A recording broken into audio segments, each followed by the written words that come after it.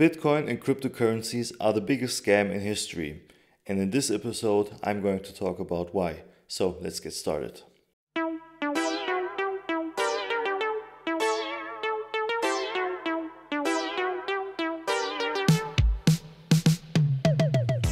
Hello and welcome back for another podcast episode of Aceto Magazine.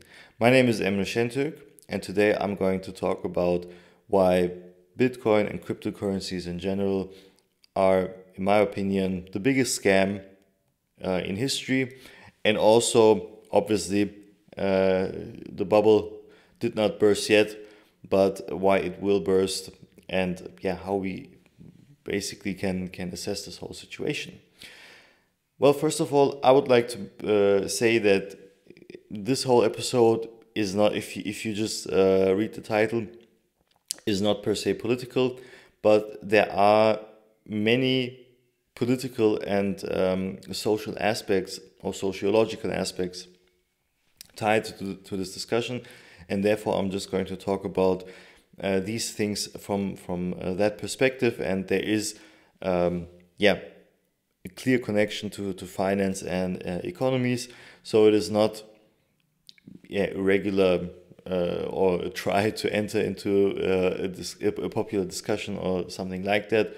But I think it's worth a discussion because cryptocurrencies are gaining popularity by the day, and obviously there has been quite a hype around cryptocurrencies. And this is very interesting because finance traditionally is kind of an enclosed system where the regular citizen, on average, is not very engaged, does not have much experience or expertise in those matters, as well as interest. So finance has always been viewed as something exclusive to a certain income class, as well as to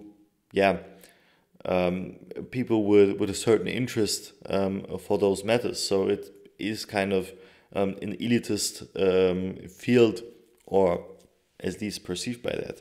But now we look into the so-called crypto space, and in this crypto space, a lot of young people starting to invest money, and I mean even fractions of the currencies. As if we take, for example, Bitcoin. It is limited to an amount of 21 million Bitcoin, but you can trade basically two liras worth of Bitcoin. So very young people invest in this new stream into digital currencies, and I firmly believe that this whole thing is not going to end well. And there are structural arguments for that. That I'm going to explain to you. Obviously, I'm also going to present the counter argument, but in the end, it is so glaringly clear that this whole situation is going to end very, very badly, and I'm going to explain to you why. So, starting off with there are so many starting points, and it's very difficult to kind of go through them coherently, but just because I talked about it just now, it is the limited amount of some cryptocurrencies, which is actually one of the main arguments brought forward by proponents of the Bitcoin, because Bitcoin in the end is technically limited to a volume of 21 million, and not all of them have been mined. So the argument is it is going to end. There is a limited amount. So because there's limited amount, the value of Bitcoin is going to ever increase, right? And therefore, Bitcoin is kind of a hedge against inflation. And this is the interesting, already we could stop the discussion here, because if something is limited to a certain amount and the price is going to increase kind of forever, this is the biggest inflation driver ever, if you look at it from this perspective. And the fractions that we can trade Bitcoin with kind of makes it also an unlimited currency if you want to. yeah, it is limited to 21 million, but if you just put some decimals behind it every time the value goes up, I mean, you can extend it also forever, basically. So it is just like a theoretical limit, and in reality, it is also unlimited. And if we base economies or economic conduct on Bitcoin, the ever increasing value, isn't that inflation as well? I mean, the price would go up. So the argument does not really stick with me here, and I do not think that this is a solid premise to build the whole argumentation around. But then obviously we are reaching already the second argument, because once the retail investors or the crypto fans juxtapose regular currencies with cryptocurrencies, they kind of present the advantage of the theoretical limited supply against the supposedly unlimited supply of regular currencies, saying that central banks print money at will. Well, 2 episodes ago, I talked about why this is not the case. So definitely have a look about why central banks are not printing money in an unlimited fashion. But here it becomes interesting, because the crypto fans always use this narrative that central banks are kind of working against the people. And now we return to the first point, the hype and the trend that many regular income citizens with low expertise and low experience in this field are investing in cryptocurrencies.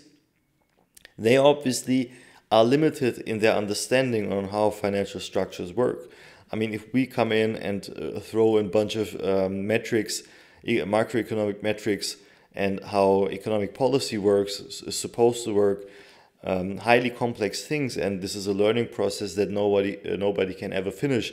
I mean, there are professionals doing this for 30, 40 years, and they still have questions and still encounter new things, even though we always say that history repeats itself. That is not quite the case. Not if we take it very strictly. So it is a very complex system. It is very deep, and I mean, there are thousands of academics or academic contributions on this field that, in part disagree radically.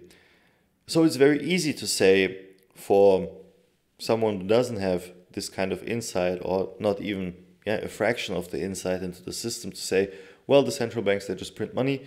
They want the economy to go down. They want to rip off. This is what the narrative is. They want to rip off citizens. They want to keep us down. They want to keep us in the rat race, and they don't want us to break the system. I mean, very emotional arguments in a field that is dominated by mathematics, equations, and so on and so forth. I would not arrogate myself to say that I'm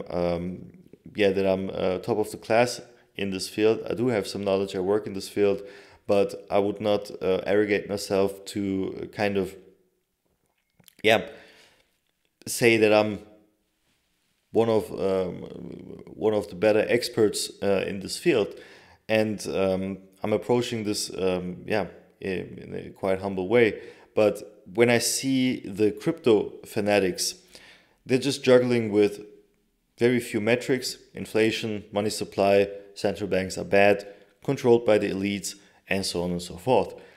Whereas I think, well, this is not that easy. I wish it would be that easy, but in the end it is not. So then the argument returns to the cryptocurrency, saying because it's limited, or because it is decentralized and far away from the central banks, it is the holy grail of the financial world. It is going to free us from the system and from the elites who try to keep us down and enrich themselves by keeping everyone poor, exploiting the poor, and ripping people off. Now, The problem with it is that capitalism, yeah, kind of works in that way. I mean, at least in the contemporary democratic systems. As you might remember, and as it is already tradition, my book Devlet, there is a very long chapter about the Devletist economy, in how Devletist economies, even though being based on the free market principle, can work in an efficient and fair way. So definitely recommend you to order it. Links are down below, as always. And, well, if you just kind of scapegoating the elites all the time, you put yourself into a position where you are so busy with victimizing yourself that you cannot really produce something meaningful in order to get out of the system and be reproductive yourself. And to say that I'm just going to put money into something that just emerged, which has no actual value attached to it, is a bit too easy to work. I mean, logically, nothing that is on paper that easy is ever going to work out. It's just like the friend who comes up after 10 years not talking to you, saying, well, he has the idea, and saying that you just need to buy some product that you're going to buy anyways, and when you tell your friends to do the same, they will gain money. So a pyramid scheme sounds easy. In theory, it's not going to work in practice. So same goes for the crypto people. No in-depth knowledge about the financial system, false belief of elitist control and central bank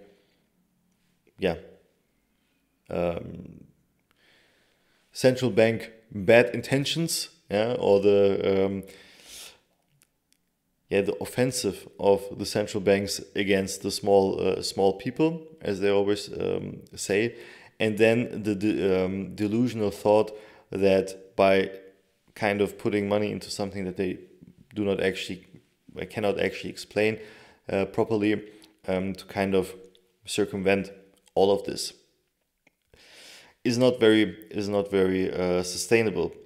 And obviously this leads to the next point, that if the elites are so powerful and if the central banks have such an interest in keeping people down, then would not the cryptocurrency thingy one of the best ways to do it? I mean, just think about it.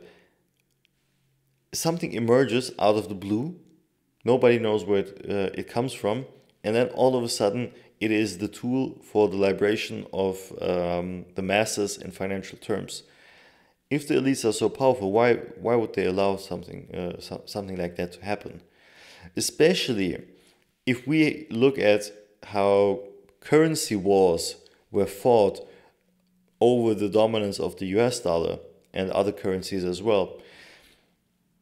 Having the pricing power and being the reserve currency, such as the US dollar or the euro or the emerging yuan, renminbi, that is gaining popularity by day, it is very difficult to argue that this system of cryptocurrencies just emerged and is so accepted and pushed by media in order for people to give them a tool to gain wealth on a large scale. So it is difficult to sustain that, and from the elitist perspective, you still have to see, or from a practical, we do not have to go back to the elites, but we can look at it from the practical perspective. If you want to trade cryptocurrencies, where are you doing it? Yeah, there are either platforms like Crypto.com, FTX, did not survive, unfortunately, Binance, and so on and so forth. What are those? Yeah, regular incorporated companies. So under government control, subject to legislation and regulation, obviously. People lost billions of money in the process. So it is regulated. I mean, very few people, I don't think that a 9-year-old is going to enter the darknet and make some crypto transactions with a supercomputer, entering some code and stuff. And I also don't think that someone who is maybe not very educated with kind of handling PCs is going to do the same as well. And I mean, when we talk about the mass of crypto investors, these are people that are not very knowledgeable about how to code and how to enter the darknet. So they're going on crypto.com, Binance, and so on and so forth, buy their cryptocurrencies and sell them. Yeah, with very high commission fees, by the way. And then these companies are again controlled by not controlled, obviously, they're regulated by the government. And it is not that decentralized as you might think. So in the end, this decentralization thing is also not very is not very solid. And then when we look at the current situation with all the inflation in many economies, cryptocurrencies are the best way to pull money out of the system. I mean, a bunch of investors put billions and trillions already into cryptocurrencies, and once the bubble bursts, because then again the big institutional investors with large sums of money, when they start to dump their positions, all the others lose money. So it is actually the most direct way for financial elites to extract financial means from the poorer people, by making them believe that they have the power to overpower the system by investing in something that is decentralized, which is actually not the case, because you need the trading platforms in order to enter the market. If you ask me, that's genius. And therefore, if you just think about this for a second, it is incredibly genius, because you push this agenda of this financial freedom, the promised financial freedom in the media. You allow for the cryptocurrencies to emerge and kind of spread the romantic idea that finally something arrived that helps people to get away from the elites. While they control it, they are still the big actors in the market, and they can pull out money out of the system at will. So it is incredibly smart. And let's not forget again the currency wars and the pricing power that currencies have. So no separate system is ever going to be allowed in that fashion to happen. Let's just think about Muammar al-Gaddafi. The Arab Spring did not originate because some sort of freedom wishes or something like that. Muammar al-Gaddafi wanted to create a pan-African currency based on the gold that Africa actually produces. So there was a true value tied to that currency that he planned to bring to the table. And that obviously would have changed the whole currency game. Which then again leads us to the next point: the value attached to cryptocurrencies. So cryptocurrencies in practice cannot be used to buy certain things. Obviously, some retailers and some stores accept Bitcoin and stuff, but let's be honest, you do not buy Bitcoin in order to buy some chocolate or something like that. Most investors, and this is why they're called investors, if you, for example, buy another currency, you're probably going to travel to this country and then spend the money there. But most, and this is why you're not called an investor, but a tourist, but most investors in cryptocurrencies buy cryptocurrencies in order, or with the premise that they're going to sell it for at a higher price. And that actually makes it difficult to use, and in the end impractical to use as well. So this is why nobody is going to use it as a currency just like that. And because that is the case, the problem with cryptocurrencies is that there's actually no use case for them, and therefore also no reason for them to exist altogether. They're not solving a real world problem. The blockchain technology has the potential to do that. The technology laying behind cryptocurrency actually has the potential to do that. I'm not arguing about that. And I have to be honest, I do not understand blockchain to that extent that I can make an informed assessment on that. And this is why I'm not going to do it. But as far as I know, or keeping in mind the things that I know about blockchain, I think that it has the potential to be useful in the real economy, but not in the case of cryptocurrencies, because the cryptocurrencies they're interchangeable. For example, if you pay something with your credit card, it is not like that the physical money, the bank notes are going to, coming out of your pocket and going to the online store where you want to buy certain things. You're not inserting the money into your laptop or something like that. You just type in your credit card. It's a digital transfer. It's online. So there is no difference, or there's nothing that cryptocurrencies add to it.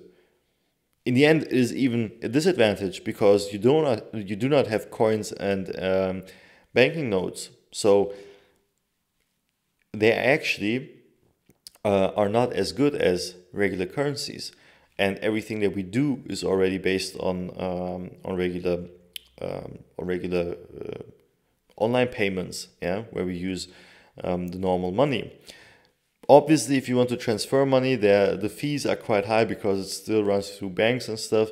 But as I said, the trading platforms, they take also high commission fees. It's not like the transactions are cheap on either of those platforms. Obviously, if you want to move incredible amounts of money, then it might be quite lucrative to do this transaction via cryptocurrencies, but only then, again, if you do it via the darknet or some sort of illicit ways. The risk is high and you're not going to move millions around in a volatile market with such a high risk of it being just lost in some sort of code. So the safety aspect is not very given. So if you have a couple of millions and want to transfer it to a different bank account or maybe abroad or so, I mean, it is worth, because in the end it's safer, and the commission that you pay there, it is for the safety of your money. So in the end, Bitcoin and cryptocurrencies, they do not have a use case, and now it becomes really sketchy.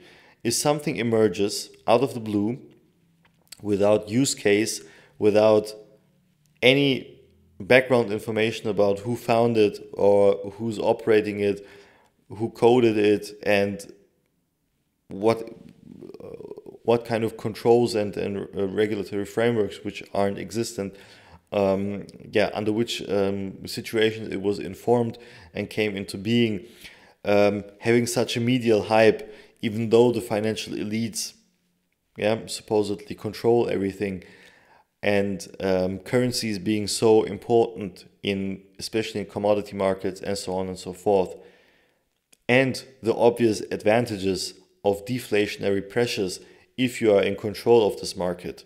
As I said, pump and dump and pull trillions of dollars, euros and liras out of the market. If you put all those things together, the logical conclusion that we must draw, and I'm not putting this up for discussion actually, it is not a sustainable system. It is not a digital asset. It is not an asset. It is a scam. There is no use attached to it. And I can just repeat myself, there's such a hype and such a romantic idea around it. I mean, just think about it. You are criticizing a certain elite that is controlling you, and all of a sudden the most financially uneducated people are supposed to become the richest people there are by just investing money into something that they do not understand, and where just the idea is behind that, okay, it's not under central bank control. I mean, how simplistic is this thinking? I mean, it sounds great. And we have to acknowledge that there is a sociological aspect tied to it as well. If you're frustrated with your financial situation and see how easily people earn money, as you can see on the internet, social media, and so on and so forth, with very little talent and very little expertise, I mean, obviously you want to catch this opportunity if it is kind of the hype and the narrative around it that you have the chance by investing into cryptocurrencies, but this is not going to happen. I mean, yes, I too believe that there is going to be another hype, and there are going to be incredible amounts of money pumped into the system. Again, the prices are going to rise manyfold, 5 times, 6 times, even maybe 10 times. I don't know how much, but I do believe that there's going to be another run, and this episode is going to be a laughable episode during those times when the Bitcoin price is over $100,000 or even higher. But the time is going to come, and this is what I'm predicting. I'm not going to give a time or a period, but if you ask me, I think around in around 15 years or so, cryptocurrencies are not going to exist. It might be there's 20 years, 30 years, it might be in 5 years, but I think in around 15 years, cryptocurrencies are not going to be existent any longer, for the obvious reasons that I just explained in detail.